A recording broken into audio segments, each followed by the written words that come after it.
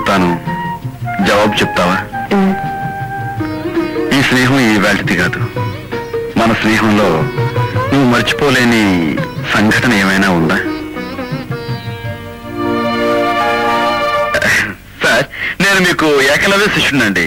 In fact మేము కాలేజీలో చాలా డ్రామాలు వేసామండి. ఆల్మోస్ట్ అన్ని డ్రామాల్లోనూ నాకు ప్రైజ్ వచ్చాయి. Very good. నువ్వు బాగా డబ్బున్న వాళ్ళ అబ్బాయి అయ్యుండి కూడా నాటక కళ మీద ఇంత అభిరుచి చూపిస్తున్నావంటే నాకు చాలా ఆనందంగా ఉంది. థ్యాంక్స్ అండి. కాఫీ తీసుకో. Thank you. మా అమ్మాయి అన్నపూర్ణ. హాయ్. నమస్కారం అండి. నమస్కారం. అంటే ఒక రంగమార్తాండ గారి కడుపున ఒక రంగజ్యోతి పుట్టిందన్నమాట. అసలు విషయంలోకి వద్దాం. ప్రతి నటుడు ప్రతి నటి సాధన విషయంలో కొన్ని జాగ్రత్తలు తీసుకోవాలి బాబు. జాగ్రత్త విషయంలో నేను చాలా జాగ్రత్తగా ఉంటానండి. స్టేజ్ మీద నటించేటప్పుడు వాచకంలో కానీ, అభినయంలో కానీ, ఆంగికంలో కానీ, పక్క వాళ్ళతో కోఆపరేట్ చేయడంలో కానీ, కాఫీ తాగడం దగ్గర నుంచి కూర్చోవడం, నడవడం, అసలు నేను చాలా జాగ్రత్తగా ఉంటానండి. అన్నట్టు టైం ఎంత అయిందండి? టైము పర్వాలేదండి, నేను ఇంటికి వెళ్ళి వాష్ చేసుకుంటాను. ఆ బట్టలతో ఇంటికి వెళ్తా బాబు. చూడమ్మా, బీరువాల పంచాలు ఆల్చి ఉంటాయి, తెచ్చి అబ్బాయికి. బాగా కాలిందండి.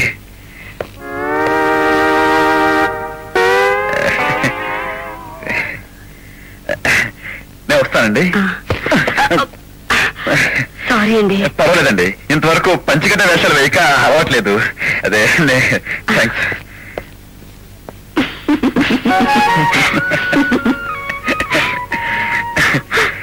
ఆ సంఘటన తలుచుకుంటూ ఉంటే ఇప్పటికీ నాకు నవ్వొస్తుంది. పొద్దున్నే బయలుదేరావు ఎక్కడికి? కాదన్నయ్య, మా ఆర్టిస్ట్ అంతా కలిసి ఈ రోజు డ్రామా డే జరుపుకుందామని. అవునవును, మా ట్రూప్ అంతా కలిసి పబ్లిక్ గార్డెన్ కి పిక్నిక్ వెళ్తున్నాం. ట్రూప్ అంతా వెళ్తారా? అయితే కార్ తీసుకెళ్ళరా? మరి నువ్వు? నేను మోటార్ సైకిల్ వెళ్తాను. మోటార్ సైకిల్ మీద? తీసుకెళ్ళరా? వద్దునయ్య, నేను నా దగ్గర నీకు మా మాట పెట్టరా. తీసుకెళ్ళు, కమాన్. Thank you.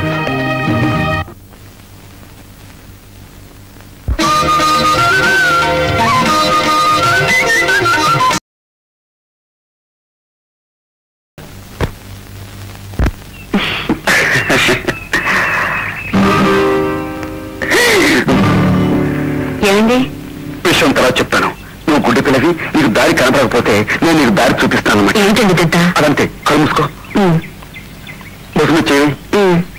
రైట్.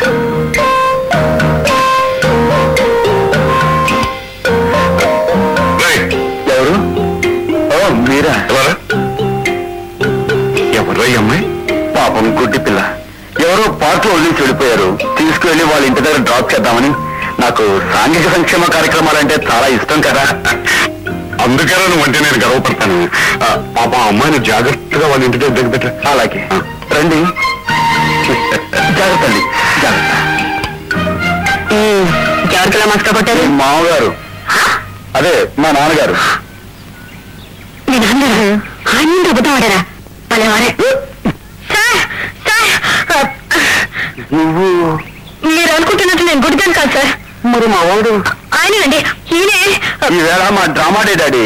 ఎక్కడ పడితే అక్కడ నటించేసి ఎదుటి వాళ్ళు ఒప్పించడమే ఈ రోజు మా పని. ఇది కూడా అబద్ధమేనండి.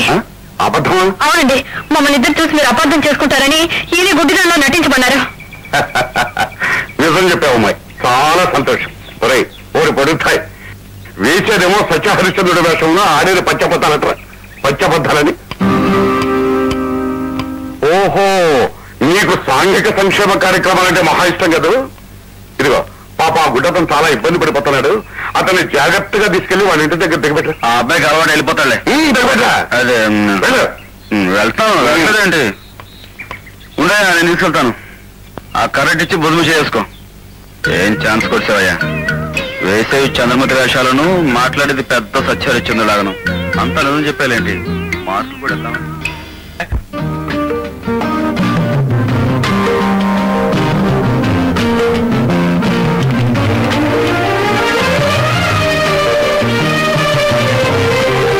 ఇచ్చి బుధము చేసుకో. ఏం ఛాన్స్ కొడిసావయ్యా? వేసేవి చంద్రమతి వేషాలను, మాట్లాడేది పెద్ద సత్యహరిశ్చంద్రులాగను. అంత నిజం చెప్పాలేంటి?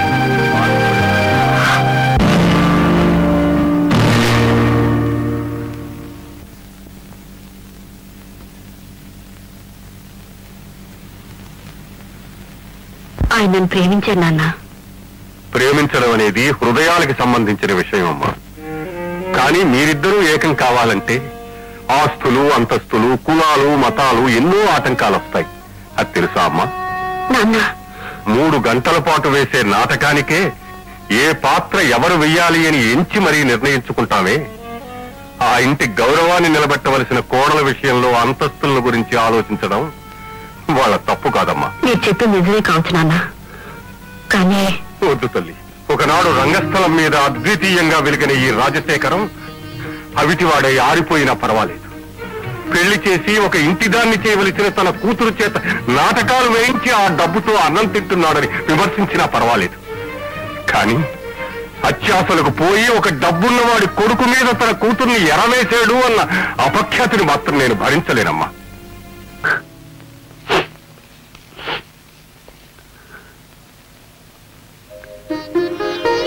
మనం నిఠారుగా నిలబడినప్పుడు మన మీద వంకరగా పడినా బాధపడకూడదమ్మా.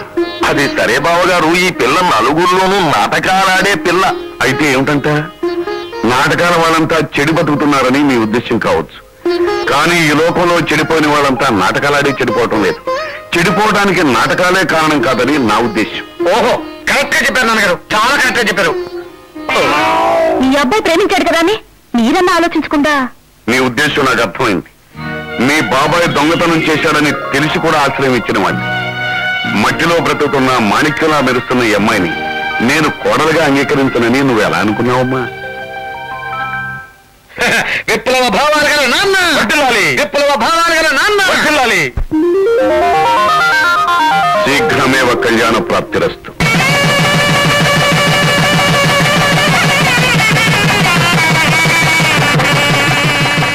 ఈ నెక్లెస్ నాకు మా పుట్టింటి వాళ్ళు ఇచ్చింది. నేను నీకు ఇస్తున్నానమ్మా.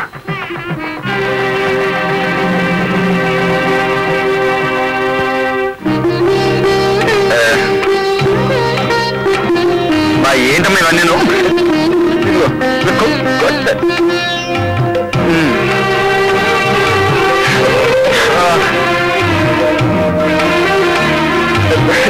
కంటి తగిందమ్మా.